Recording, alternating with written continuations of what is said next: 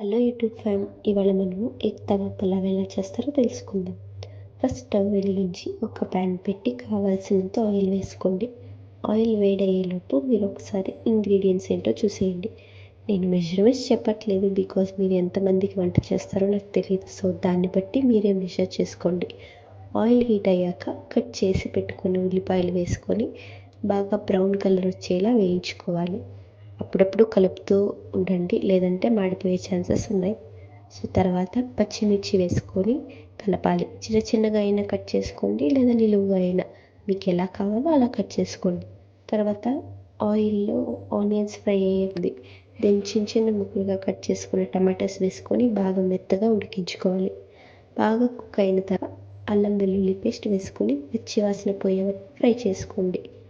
Medium ఫ్లేమ్లో, లేదంటే అడుగంటుతుంది.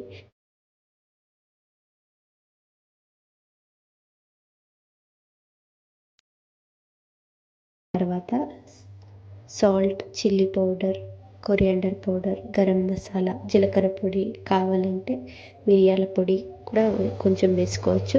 It's optional. బాగా కలుపుకొని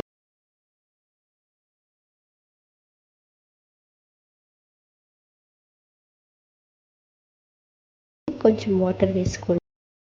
టమాటో ఆనియన్స్కి బాగా మసాలా పట్టడానికి వాటర్ వేసుకోండి.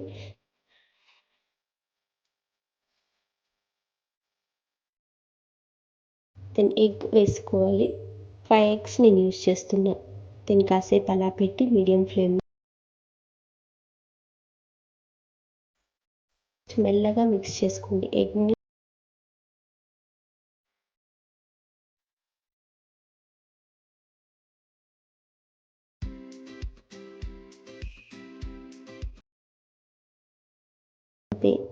స్టవ్ ఆఫ్ చేసేసుకోండి. దెన్ రైస్ వేసుకొని కలుపుకోండి. రైస్ని కుక్కర్లో చేయకండి. ఈ రెసిపీకి రైస్ పొడి పొడిగా ఉంటే బాగుంటుంది.